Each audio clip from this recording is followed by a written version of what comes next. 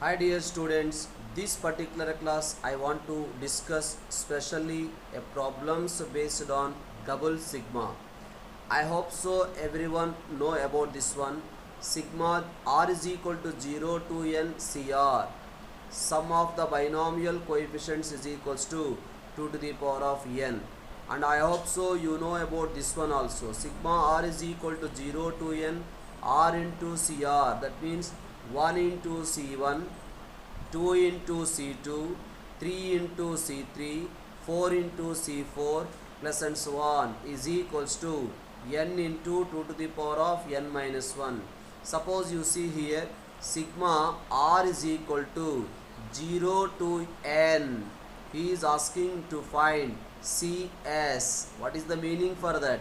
RACS plus CS plus CS plus CS plus CS plus and so on CS. How many times we have to write? N plus 1 times we have to write. That's why it is nothing but n plus 1 into CS, or otherwise the same we can also write sigma r is equals to 0 to n. He is asking to find CS. Sigma does not depend on S because sigma depend on r. Here r is not involved. That's why this CS we can write outside.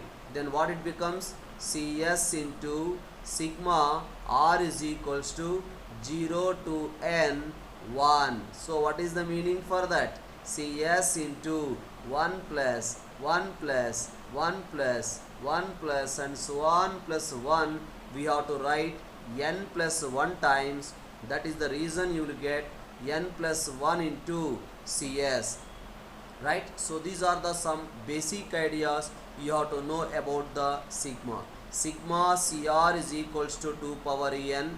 Sigma r into CR we can write n into 2 to the power of n minus 1. Here sigma is running from r is equal to 0 to n. CS is there. That means sigma does not depend on S. That's why this CS we can write outside the sigma. Then we can write in this way. Sigma r is equal to 0 to n 1 means this is the meaning 1 plus 1 plus 1 plus 1 0 to n. That's why n plus 1 times into CS we can write. Suppose you see one particular question is given like this. Summation r is equals to 0 to n into summation s is equals to 0 to n CR into CS we have to find out, right? So I can write this one as summation r is equals to 0 to n. This CR does not depend on sigma. This CR does not depend on this sigma. That's why we can write outside to this sigma. Then what happens? This is equals to CR into sigma S is equals to 0 to n CS. Now can you say what it becomes? Sigma r is equal to 0 to n. CR is nothing but 2 to the power of n, and sigma s is equal to 0 to n. CS can be written as 2 to the power of n. That's why we are getting 2 to the power of 2n. So observe this particular question here. Sigma r is equal to 0 to n. Sigma s is equal to 0 to n. R into CS we have to find out. Now here there is an R does not depend on this sigma. So we can write outside to this sigma. Then we can write this one as sigma r is equal to 0 to n r into sigma s is equal to 0 to n CS. Tell me what we can write this one as. S is equal to 0 to n CS. This is nothing but 2 to the power of n. So I can write this one as sigma r is equal to 0 to n r into that particular part is becoming 2 to the power of n. Now again, sigma does not depend on n. That's why, because sigma depend on r only. R is running from 0 to n. That's why this 2 to the power of n we can write outside. So 2 to the power of n into summation r is equals to 0 to n r. Now we can write this one as 2 to the power of n into, what is the meaning for this? 1 plus 2 plus 3 plus and so on plus n. Sum of the first n natural numbers, I hope so everyone know, that is nothing but n into n plus 1 divided by 2. So one suggestion to you people, while watching this video lecture, one by one note down these questions and then observe from the previous question and the present question. You have to keep the video in pause and try to list out all the questions which I am discussing. Okay, right, observe here this particular part of the question.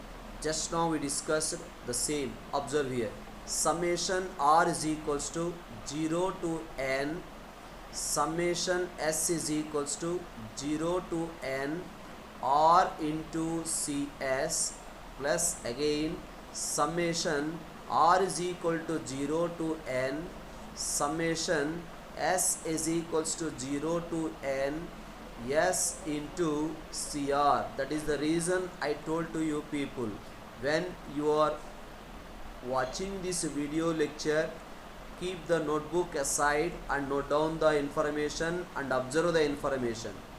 You can observe, this is the particular question just now we discussed. Summation r is equal to 0 to n, summation s is equal to 0 to n. We discussed r into cs. Just now we got the answer for this as n into n plus 1 divided by 2 into 2 to the power of n we got. Definitely here also we will get the same answer. That's why the same answer we will get 2 times. So you will get the answer here as n into n plus 1 into 2 to the power of n. Right? This particular part, only this particular part just I discussed in the previous one. Now you can observe this one. Sigma r is equal to 0 to n, sigma s is equal to 0 to n cr. This can be written as summation r is equal to 0 to n, right? So what is the meaning for this? First of all, I am expanding this sigma. We are expanding this sigma means what we have to write? Tell me generally. The meaning is cr plus c naught. Yes or no? Next, cr plus c1. Next one, cr plus c2. Next, plus and so on plus cr plus cn. Agree or not? Because cr is fixed, because the summation depends on s. That's why this particular term we are keeping it aside and we are applying the sigma only for this. That's why cr plus c0, cr plus c1, cr plus c2 and so on, cr plus cn. Now tell me, sigma r is equals to 0 to n, cr is there how many times? N plus 1 times we have cr plus, right? c0 plus c1 plus c2 plus and so on plus cn. We can write it as 2 to the power of n. Now what happened? This is equals to summation r is equals to 0 to n plus 1 into cr plus summation r is equals to 0 to n 2 to the power of n. Now summation depends only on r. That's why we can write n plus 1 outside. If you are writing n plus 1 outside, summation cr is equals to 2 to the power of n. Next, here also summation depends on r, but here there is no involvement of r. That's why we can write 2 to the power of n outside. Summation r is equals to 0 to n 1 we are getting.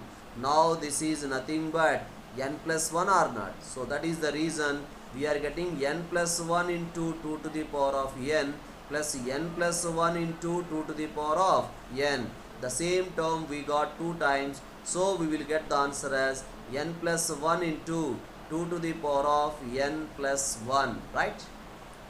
Again observe here, summation r is equal to 0 to n, summation s is equal to 0 to n, r into cr into cs. Now this r into cr does not depend on this sigma, so we can write outside.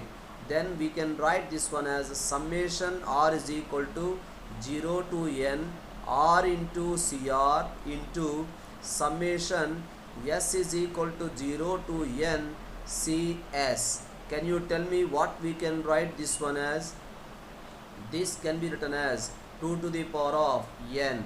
So the question changes as sigma r is equal to 0 to n r into cr into 2 to the power of n. Now summation does not depend on n. That's why this 2 to the power of n we can write outside. Therefore you will get 2 to the power of n into summation r is equal to 0 to n r into cr. Now this is equals to 2 to the power of n into, come on, what we can write this one as? R into cr is nothing but n into 2 to the power of n minus 1. So we are getting the answer as n into 2 power n minus 1. 2 to the power of 2n minus 1. Right? So come back to this discussion here. Summation r is equals to 0 to n, summation s is equals to 0 to n. First of all, this multiplication r into cr plus s into cs, next plus r into s into cr plus r into cs. That is that multiplication. Whether you observed or not, the first one I written r into cr. This particular one is cr. So this can be written as r into cr plus s into cs. Next one is s into cr, and the next one is r into cs. That is about multiplication. Now r into cr we discussed earlier, s into cs we discussed earlier, because this part we can write it as n plus 1 into r into cr, right? So that's what we can write this one. Observe here, this is equals to summation, just observe, summation r is equals to, that means nothing to discuss here specially, because this particular part you can check, every part we discuss.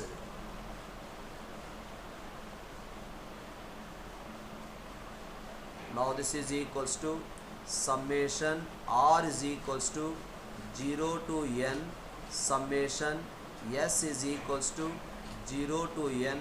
Here we are getting r into cr.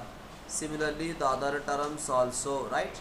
As this does not depend on summation, that's why we can write this one as outside.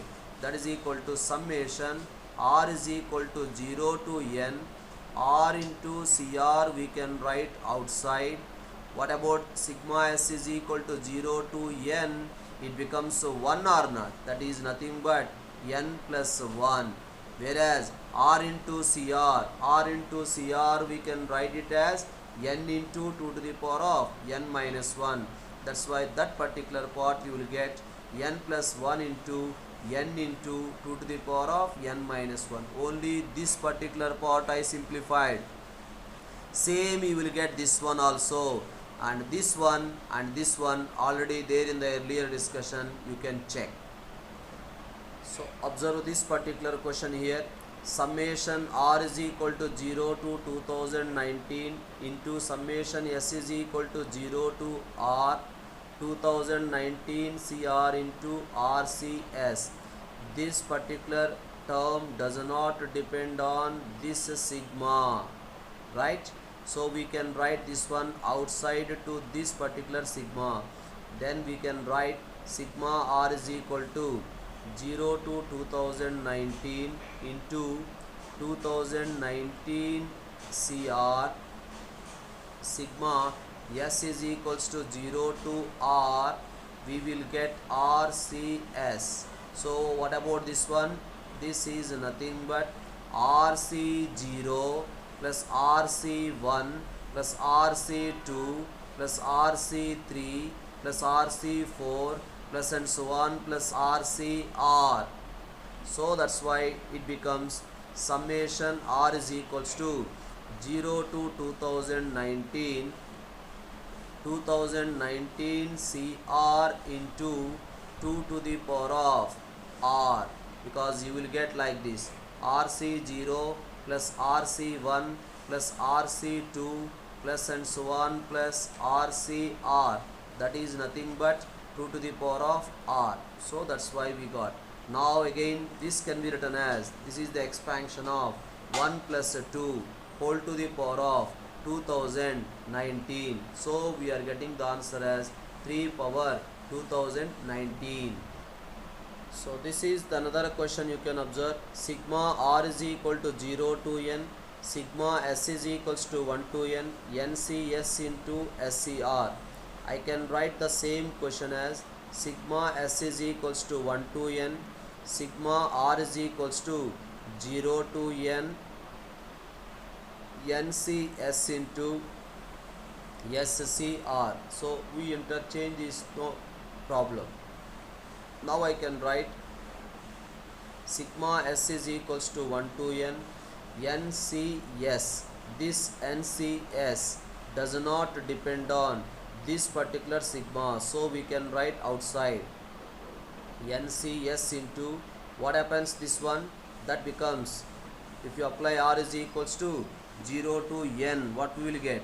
This becomes this is the small correction in this question. R is equals to 0 to s, R is equals to 0 to s, 0 to s. Now what happens? This one SC0, right? Next one is SC1 plus SC2 plus and so on plus SCS. Now this is nothing but 2 to the power of s or not. Therefore we are getting s is equals to 1 to n NCS into 2 to the power of s. Again we can write this one as NC1 into 2 to the power of 1 plus NC2 into 2 to the power of 2 plus and so on plus NCn into 2 to the power of n. What is missing? NC0 2 power 0 plus NC1 into 2 power 1 plus NC2 into 2 square plus and so on plus NCn into 2 to the power of n minus 1.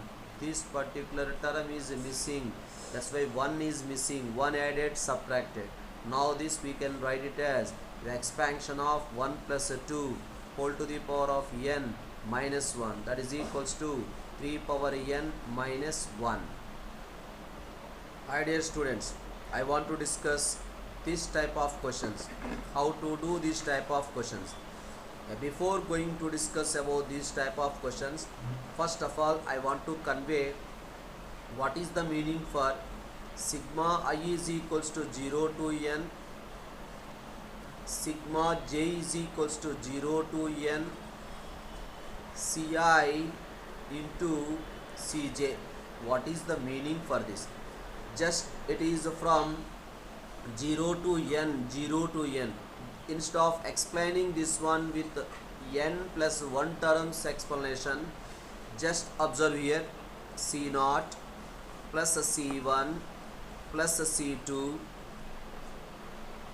next C0 plus C1 plus C2. Here I am discussing with an example of n is equal to 2. That means here meaning is 2C0, 2C1, 2C2, here also 2C0, 2C1, to C2. So what is the meaning of this? You know this multiplication how to do. C naught into C naught, you will get C naught square. Next you will get C naught into C1.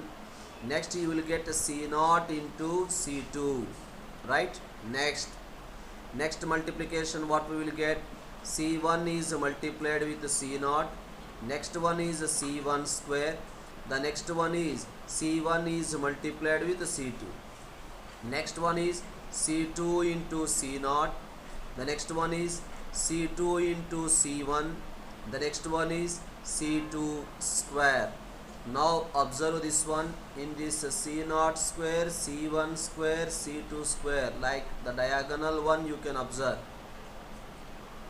This we can consider it as summation when both are equal. That means I and j are equal. I and j are equal means what happens? C naught square, C1 square, C2 square, and so on. And the top one I am considering it as yes, left hand side has lesser value. And the bottom one I am considering it as below the diagonal, I am considering it as yes or right hand side is lesser value, right? Left hand side lesser value plus both are equal plus right hand side lesser value is equals to, its meaning sigma I is equals to 0 to 2, sigma j is equals to 0 to 2, 2ci into 2cj. As I told to you people, this one I am considering NC09. This is 2c0, 2c1, 2c2 like that. That's why left hand side lesser one. These are all left hand side has a lesser value. C0, C0, C1. Left hand side is less than right hand side. Sum when left hand side is less, sum when both are equal, sum when right hand side is lesser. All these equal to this summation, right? Now you can observe SL is same as SR. Yes or no? Because C0 C1 is same as C1 C0. C0 C2 is same as C2 into C0. C1 into C2 is same as C2 into C1. That's why upper diagonal, above the diagonal sum, below the diagonal this total sum, both are equal. That's why SL is equal to SR. That's why I can write 2 times SL plus SE is equals to the required summation S. So from this I can write SL is equal to S minus SE divided by 2 is the answer, right? So in the question he is asking I less than J. That means we have to find out SL, right? How to find out SL? That is the discussion I am going to do. Observe. So as we discussed in the earlier discussion, SL plus SE plus SR is equals to yes. What is yes? What is yes? Yes is nothing but C0 plus C1 plus C2 plus and so on plus Cn into C0 plus C1 plus C2 plus and so on plus Cn, right? That's what we discussed earlier with an example. Only 2 terms, C0 plus C1 plus C2, C0 plus C1 plus C2 I discussed, right? That means as I discussed with you, SL is same as SR.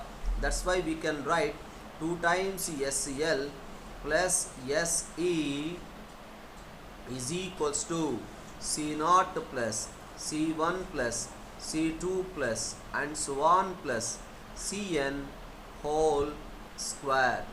Now this is nothing but 2 to the power of 2n minus what is SE? SE is nothing but C naught square plus C1 square plus C2 square plus and so on plus Cn square, that is Se. Then we will get 2 times Sl, right? Therefore Sl is equals to 2 to the power of 2n. Earlier discussion we did this one. This is nothing but 2n Cn divided by 2. So with the help of this information, Sl is nothing but this required summation. This required summation. Yes, I less than j. I less than j. That's what? C0 into C1. C1 into C2. Left hand side is less than right hand side. This summation is asking. This type of product summation is asking. That means he is asking SL. He is asking like this, means he is asking about SL. So this is SL. Okay. So observe, this is another model. 8 plus 3 root 7 whole to the power of n is given as P. So this P is nothing but this expansion. This expansion, definitely you will get some integer plus a fractional part.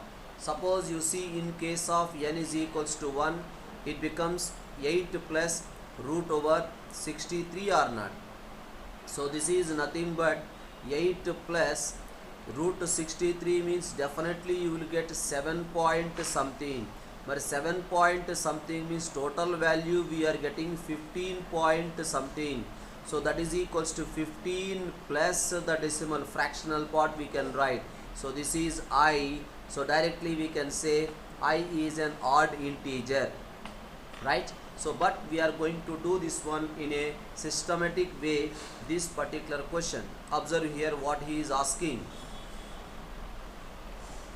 So I written I plus f, where f lies between 0 and 1, is equals to 8 plus 3 into root 7 whole to the power of n, where 0 less than f less than 1.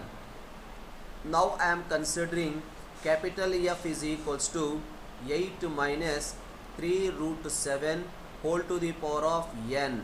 Definitely capital F value is also lies between 0 and 1. Now these two addition, what happens?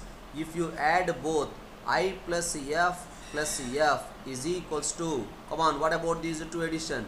You will get 2 times addition is NC0 8 to the power of n into 3 root 7 whole to the power of 0, next plus NC2 8 to the power of n minus 2 into 3 root 7 whole square, plus and so on. Whether you observed or not, this is always an integer because there is no irrational term here. 3 root 7 whole square we are getting, 3 root 7 whole power 0 we are getting, 3 root 7 whole to the power of 4 you will get. That's why it is an integer.